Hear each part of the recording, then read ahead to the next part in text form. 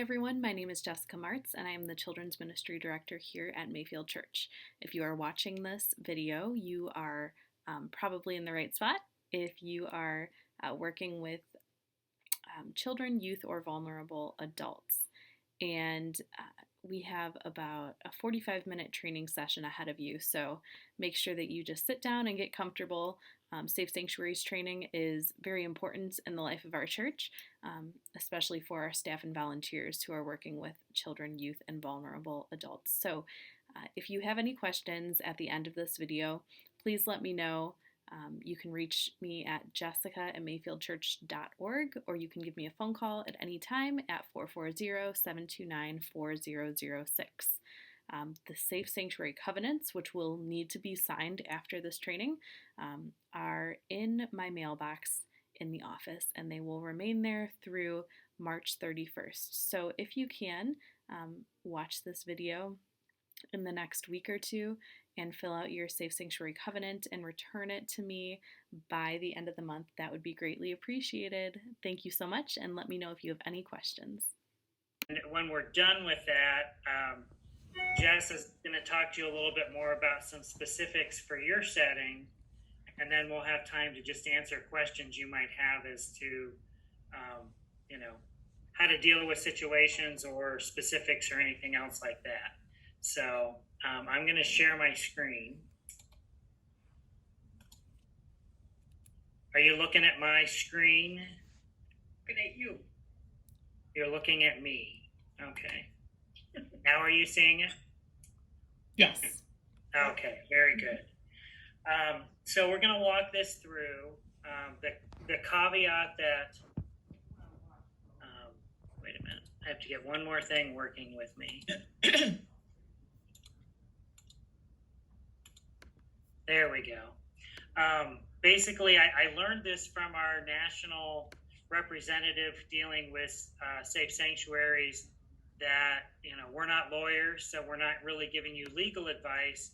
We're providing suggestions and guidelines for you to help your church be successful in their Safe Sanctuaries ministries, which supports all the other ministries of your local church.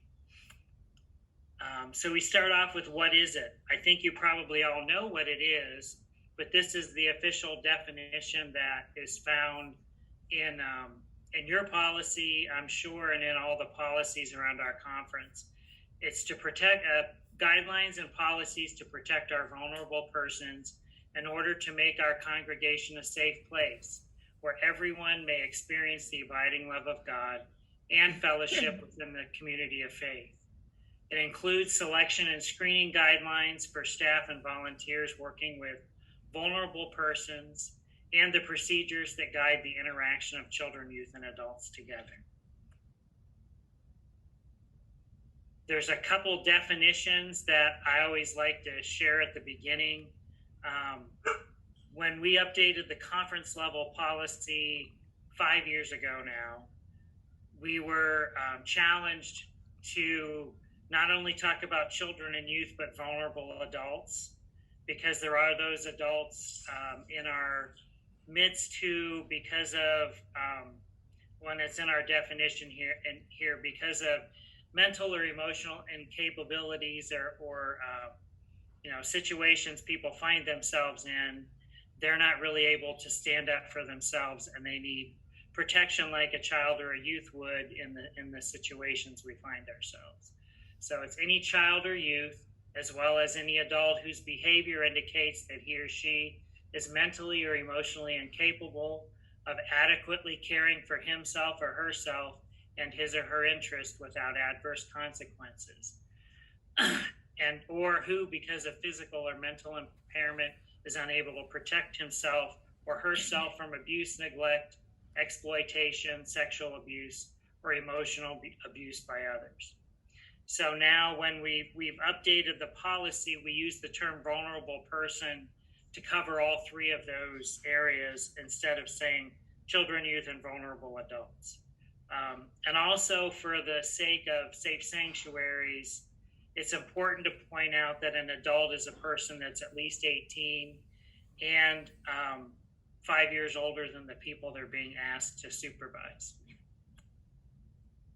So why do we do safe sanctuaries? We do it to protect those vulnerable persons and their interests so that they can come to know Christ, they can grow in the relationship with Christ and be who God has created them to be.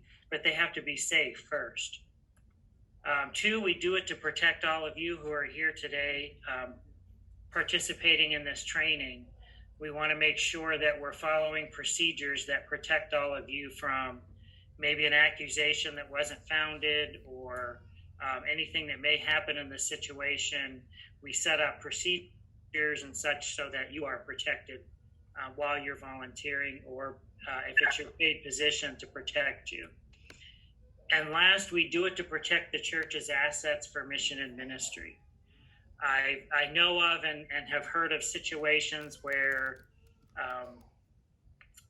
abuse has happened, or at least accusations have been made. And because nowadays all of us here have access to social media and everything else, word of that spreads like wildfire in your community. And pretty soon you're not able to do the ministry in your parish, which is a word I love, your parish anymore, because there's this accusation or something has happened. You're no longer able to do the ministry you were called to do as a church. And it protects the church's assets from lawsuit and other things like that. There are cases and places where we have insurance for that kind of thing, but the award has been greater than the insurance award, and the church is on the hook for that. There are stories that Joy Melton has shared, who is the United Methodist guru for safe sanctuaries. She's the one who actually wrote the books and coined the term safe sanctuaries. That is now a trademarked a name for the ministry of child protection in the United Methodist Church. We also do it because Scripture is full of references that point us towards protecting the vulnerable among us. And so I'm going to pinpoint three. Can anybody tell me what Micah 6:8 is? Shout it out if you know that. Anyone? You'll get an extra star in your crown. Seek justice, love mercy, walk humbly with our God. Very good, very good. Excuse me. The important part of that for Safe Sanctuary is to do justice for those among us. And that's for the folks who are the vulnerable ones who need us to protect them and to stand in the gap for them. Next is Matthew 18:2-5. Anybody know it off the top of their head?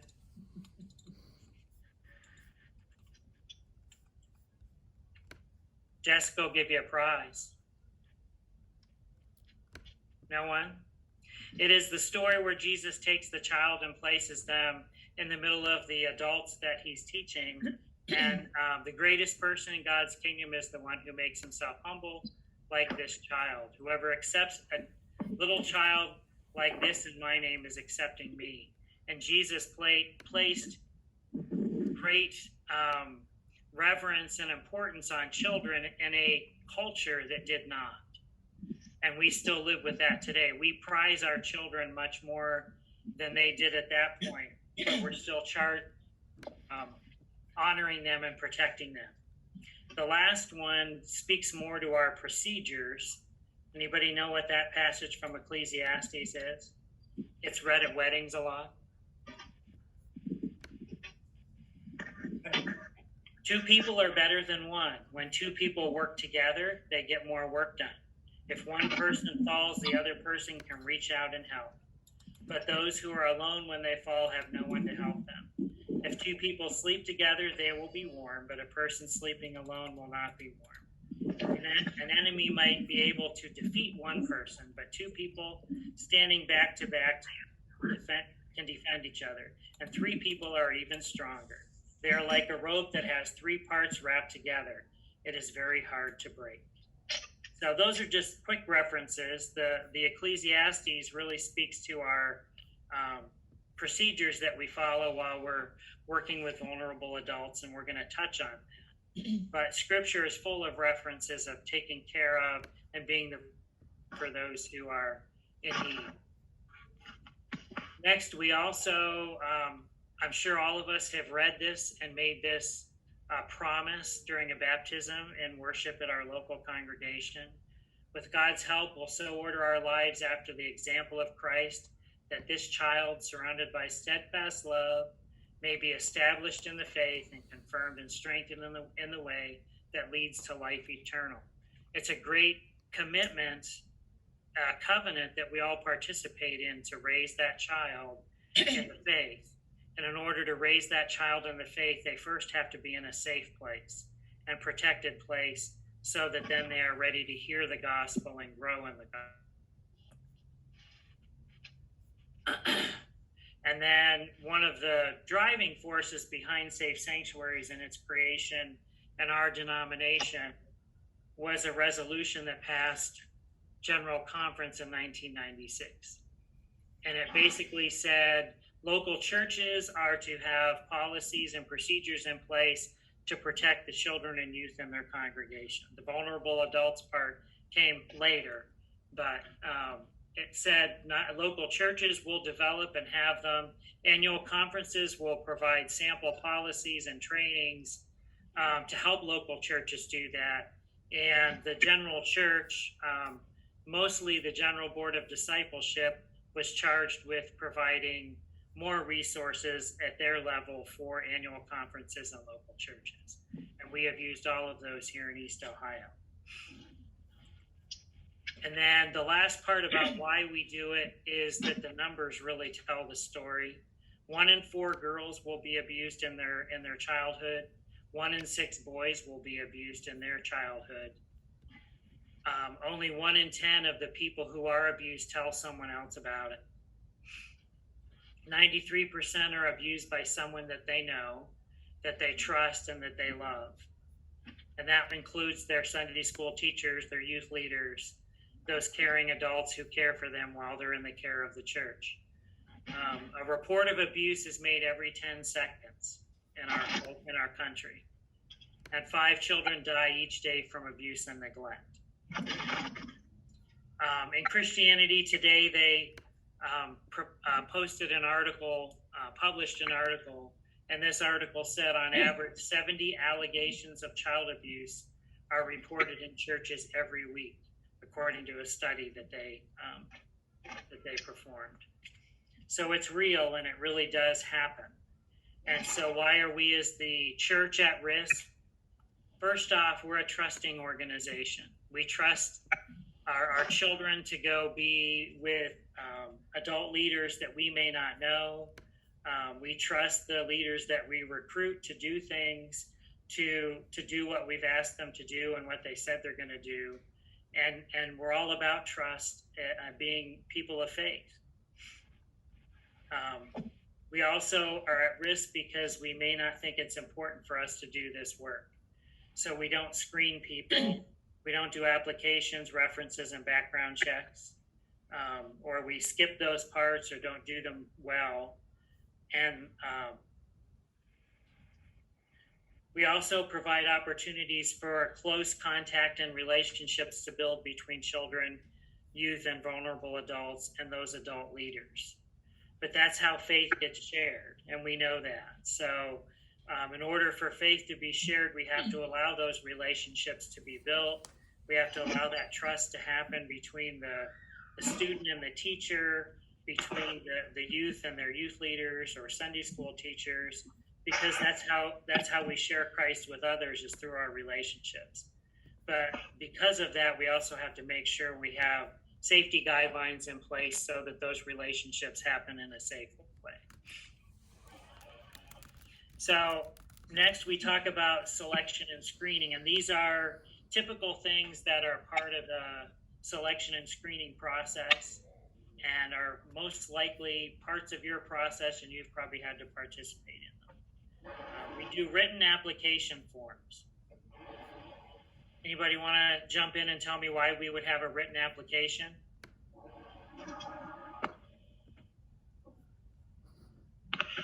Anyone? Is it for legality, so you have legal written answers to whatever they say? Exactly.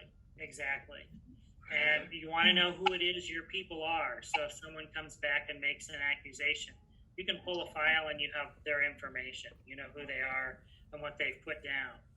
The other part of that is if we jump down to personal interviews, if you have somebody who has ill intent, meaning that they are trying to get access to children because they're a pedophile or they have an ill intent, they can spend 2 or 3 weeks writing their application so that they look really good and you're really excited to have them volunteering.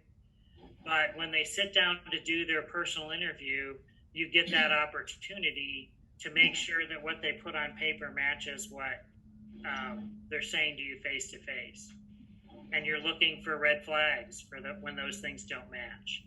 So that's why we do both a written application form and a personal interview, so that we're making sure there's consistency in what they say and do.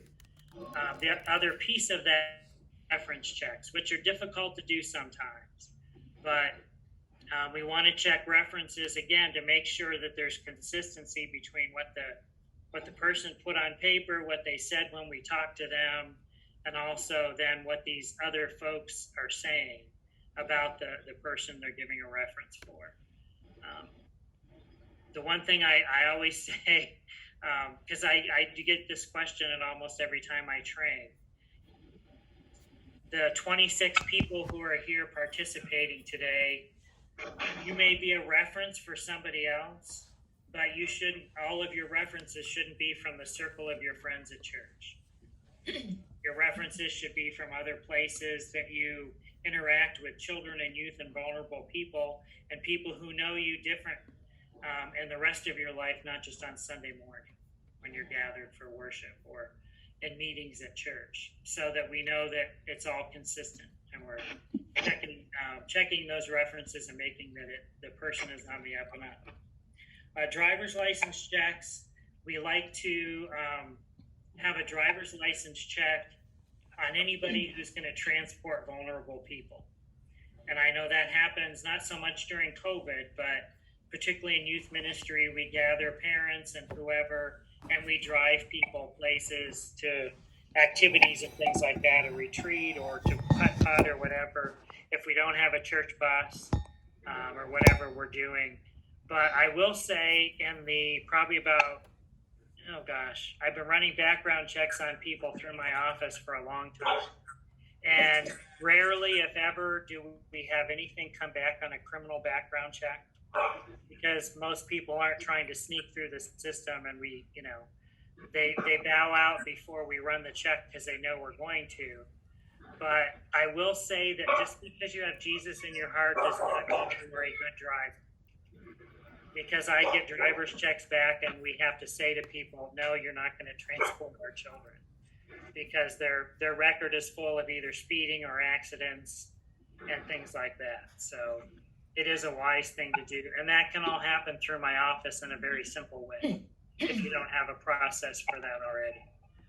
The 6-month hospitality rule, that means that we're not going to let people new to our congregation walk in the door and next week be recruited to teach Sunday school or work in the nursery or be with the youth, because we don't know them yet. And there are a lot of churches who've made that a 12-month hospitality rule. We want to spend time getting to know you and you get to know us before we would recruit you to be in charge of vulnerable people in our congregation. And again, it's another barrier. In the worst case scenario, it's that person who has ill intent who wants to have access to vulnerable people. And so that church looks nice. And what church doesn't want more volunteers to work with the children or with the youth group? So I'll walk in the door and I'll volunteer, and there I have access. So we're trying to put a barrier in the way of that so that people don't have access. And because you've put some barriers with background checks and applications and a rule that you have to be here for a while, if that person with ill intent sees all those barriers, they're going to move on to the church down the road or the organization down the road that doesn't require me to be screened and such. Social media covenant. social media has become the center of our world, whether we want to admit it or not. And it's really the center of the world for the young people who are in the ministries that we're trying to work with, the children and youth. So we need to understand using social media, we have to be safe doing that too. And we're going to hit on that here in a bit. And the covenant part is just a covenant that we sign saying we're going to follow those rules and not abuse the access that I have to the children and youth through social media and all their cell phones and smartphones. And I already touched on criminal background checks. We of course do criminal background checks on folks just to make sure they are who they say they are, and that we're providing that level of security for our church. We can do those through my office in a pretty easy way if you don't have your own process for that. And I have, there are several churches in the conference. Someone at a local church in the Southern Hills District came up with the idea. They're not going to background check everybody because it's an expense that their budget couldn't bear. But every year they run 5 background checks. And they know 5 background checks cost $60 through the conference. So they budget $60. And every January they put everyone's name in a hat who is serving with children and youth and screen. And whoever's 5 names get pulled, get their background check run. And again, it's because it's a deterrent for somebody who's trying to come through our process and have access to our children who may have a record that we don't know. And so most likely they'll bow out of the process before the background check gets run. So couple more things. Oh, that's the screening part. The rest of these things are all operational policies that we follow. And we follow them again to keep everybody safe. The first and most important is the 2 unrelated adult rule. Really, it's the 2 unrelated non-cohabitating adult rule.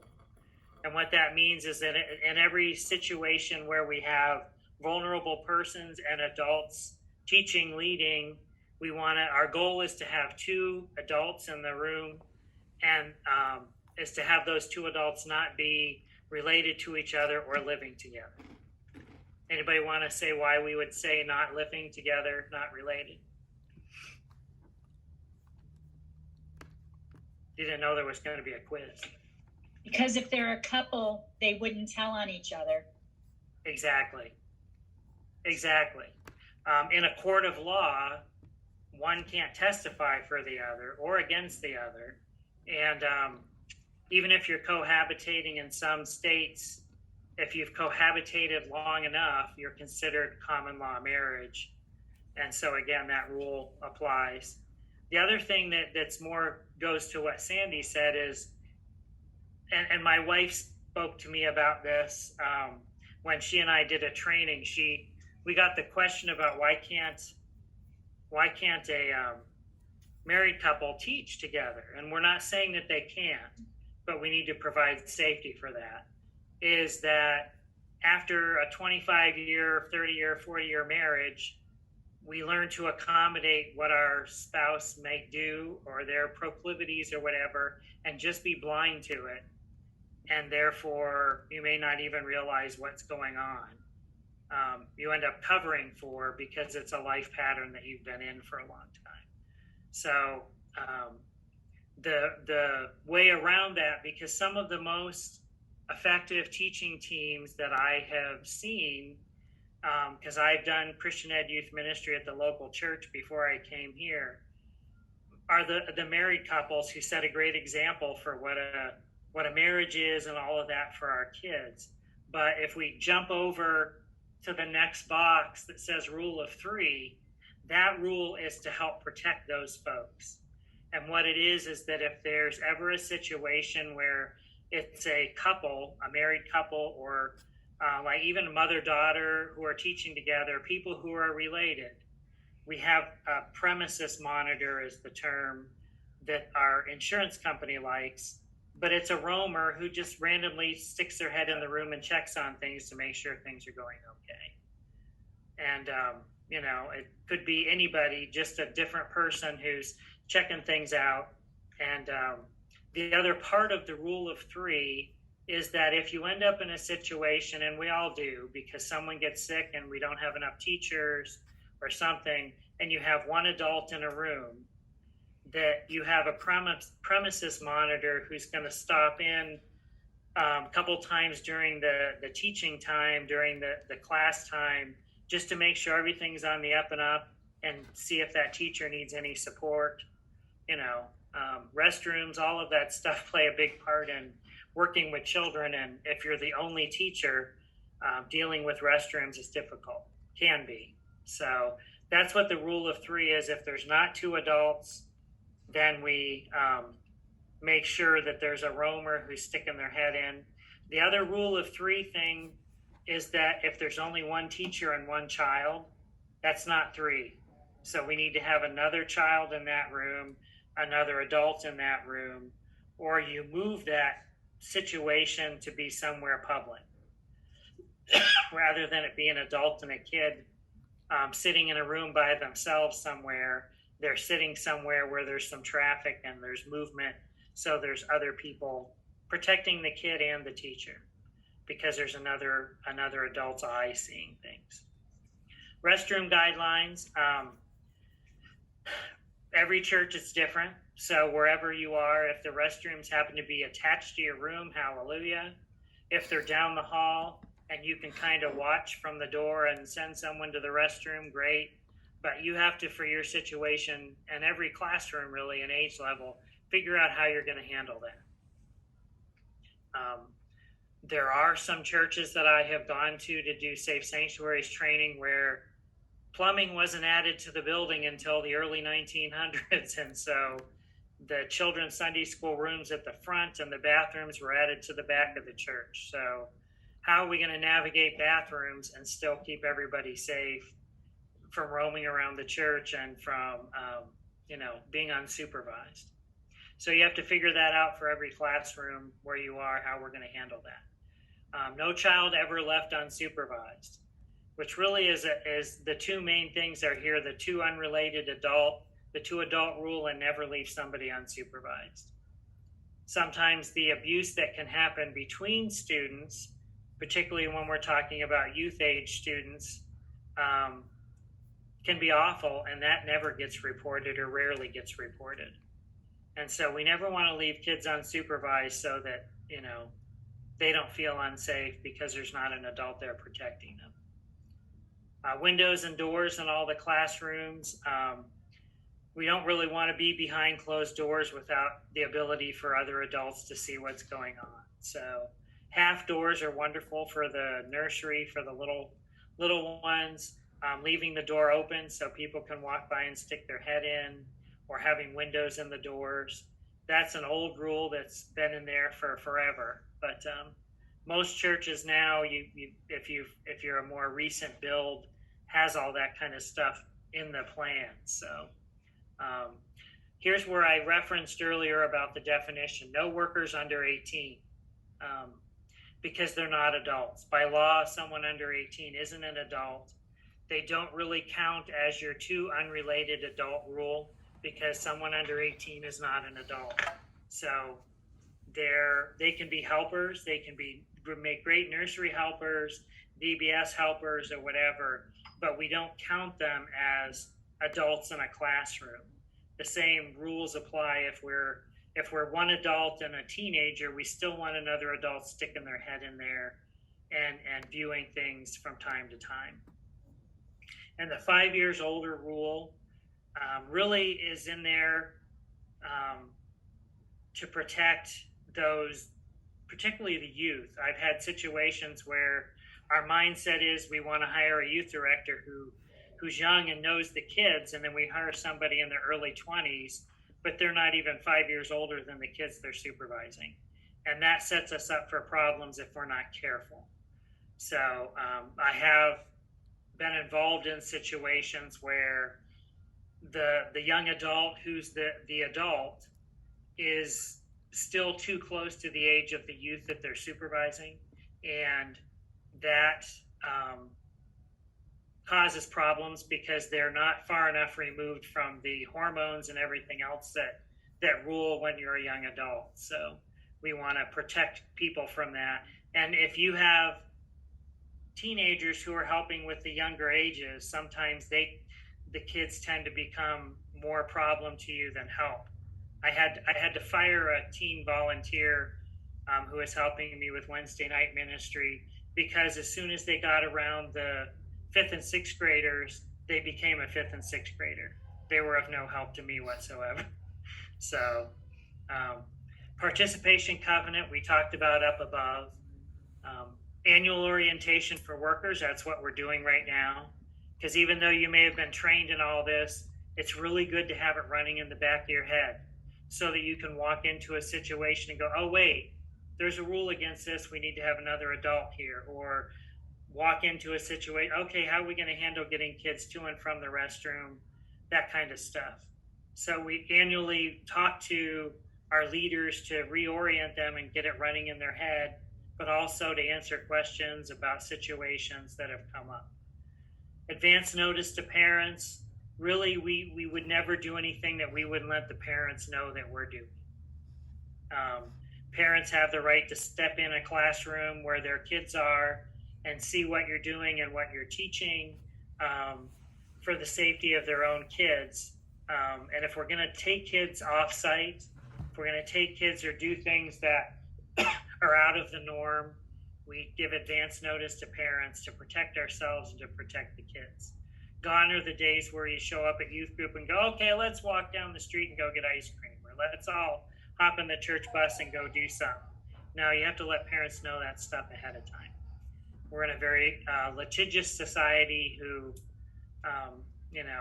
we want to protect ourselves and the church's assets from trouble. Parent and family education. The best way for safe sanctuaries to work well is that all of our families and folks who are guardians of vulnerable persons are aware of what our policies are and why we do them. So we share that with them on a regular basis. I've seen churches with pew pockets, cards that say we're a safe sanctuaries congregation, and that's what this means. It can be a very strong attraction for new families if they know that you're following a strong safe sanctuaries policy. And then supervision ratios are there, 1 to 5 under the age of 5, 1 to 8 for children. And it can go up to 1 to 11 for youth, but you really don't want to go above 1 to 8 or 1 to 10, just so you can keep kids safe and keep your eyes on everybody. Social media. We have the responsibility to create policies along social media lines. We're doing Zoom meetings, so we need to make sure we run our Zoom meetings the same way we'd run a classroom. Have 2 adults there to hear and see what's going on. Social media wise, like I said, everyone has it in their pocket, and it's really easy to grab your phone and take a picture of your class and post it and say, oh, look at all these great kids and the work we've done together. But some of those kids may be kids who we don't have permission to post their photos, or video of them. So we have to be careful of that. And it does happen. We had a family in a church I was attending where the kids were in foster to adopt, and the judge made it very clear these children's faces will not show up on the internet, because it was a sticky situation. And so they just came up with really creative ways to take VBS pictures and not to exclude the 2 little girls, but to find ways to do it so everybody was safe. And so we have to covenant that we're not going to post things unless, the leaders of the church, who are our administrators on the accounts, post things. If we're going to have groups for parents, youth parents or children's parents, make them closed groups so the conversation is protected. 2 administrators on the accounts so you can watch for each other. And again, the 2 adult rule kind of thing is what we're trying to play in there. Checking in, which isn't such a big deal anymore, but everybody used to check in wherever they were, meaning, here I am with the youth group at Putt Putt. Here I am at the youth group at McDonald's, and it would show up on your social media. We don't want to do that when we're in charge of vulnerable people. Online connections, this is a big one. If you're the adult leader and a vulnerable person wants to be your friend or whatever social media platform that is, you don't go seek them out. They can seek you out, and you can choose whether or not you want them to be on your social media and connect that way. That's really the way the youth all connect nowadays. But you do it, you allow them to reach out to you, you don't reach out to them, because there's a power, not equal power between the two, and they may feel like they have to allow you into their social media because you're the adult. But and when you're having those kind of connections in those social media places, we have to remember what are we posting, what are they seeing, as well as if conversations get started in social media, we work hard to have those conversations in open channels where other people can be present in the conversation. Now, there is the last point there, Brotherhood Mutual created a policy as a sample that we recommend for youth ministry in particular, and it's 3 covenants. It's a covenant that the youth leader signs, that they will follow safe practices as they interact with the youth on social media. The parents sign it saying, yes, I give you permission as a youth leader to interact with my kid on social media, understanding you're going to follow safe practices. And then the youth sign it so that they understand also what part of that covenant they're participating in, and that they don't put the youth leader in a detrimental place by starting conversation and things and social media that really need to transition to be a face-to-face safe meeting. So I can share the policy with you if you want to use that in your youth ministry. And then I saw in your policy that you already have your congregational response. If abuse gets reported in your congregation, you want to make sure that you have a response plan that you can pull out right away and just follow your procedures, which I saw that in your plan, so I'm not going to go over that. And then the last thing to leave with you is that we're mandatory reporters.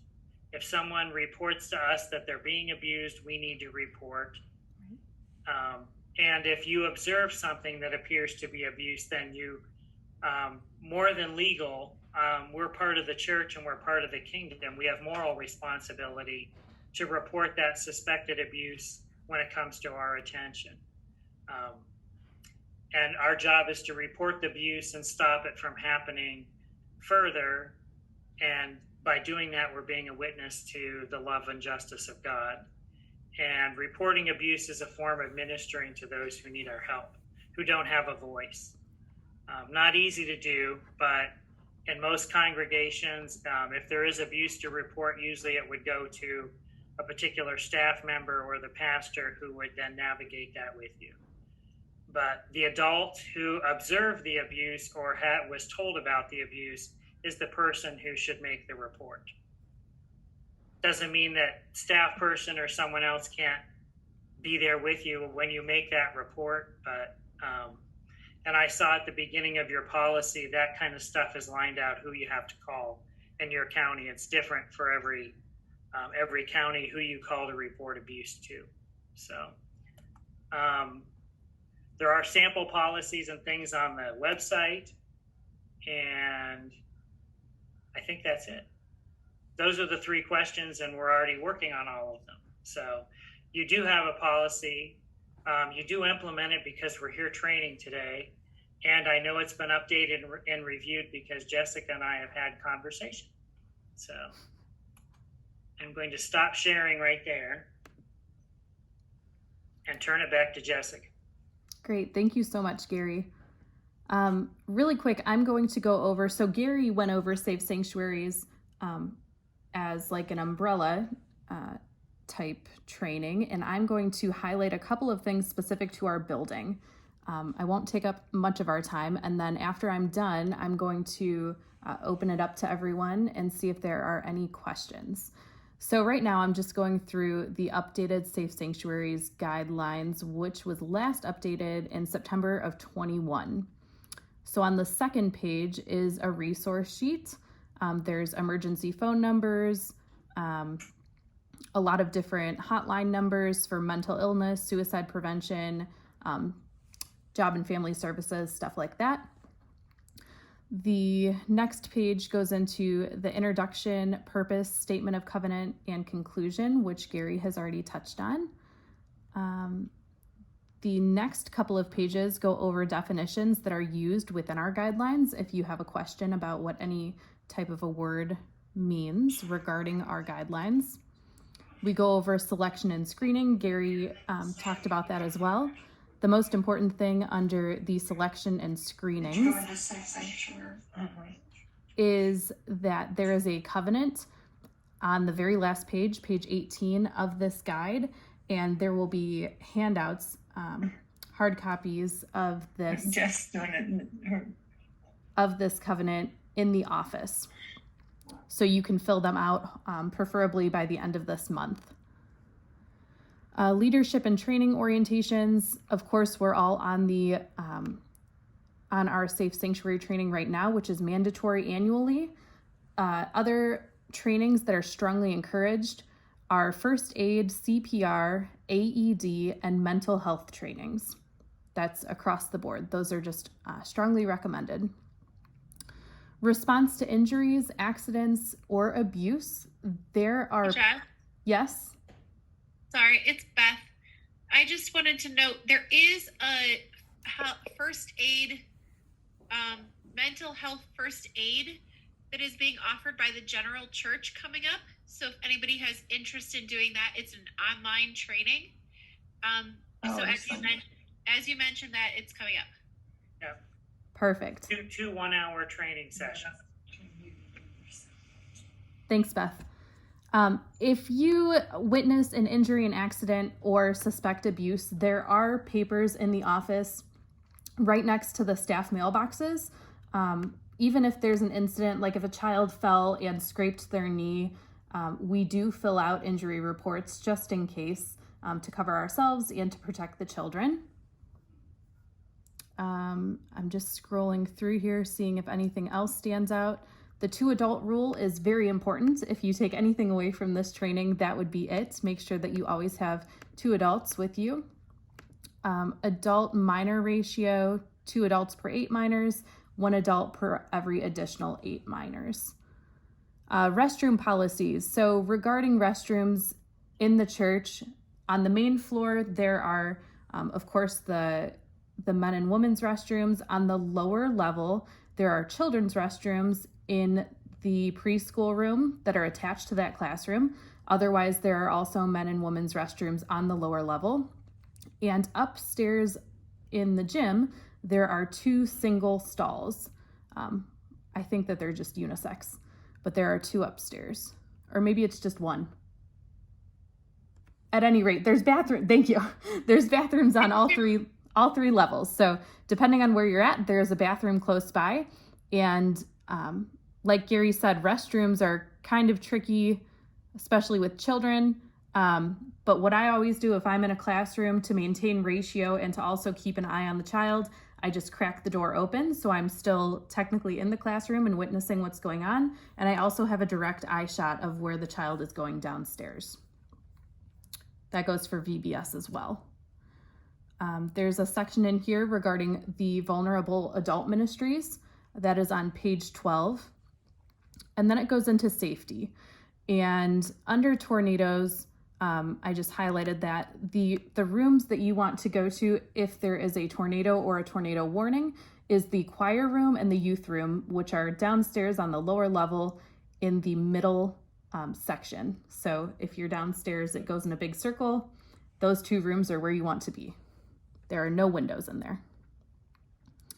Allergies, just to reiterate, our church is a nut-free facility. Okay, so we have had a lot of people in our building who have been very allergic to nuts in the past, and we may have them in the future, whether it's someone first arriving to our church on a Sunday morning or any child through Heartland during the week. So we will continue with our nut-free environment policy for Mayfield Church. Health emergencies, there are first aid kits in the church office, behind the welcome desk, in the nursery, the preschool room, and the kitchenette, as well as on the 3rd floor in the gym, in the sports closet, there is a first aid kit. AEDs, correct me if I'm wrong, but are there AEDs on all 3 levels now?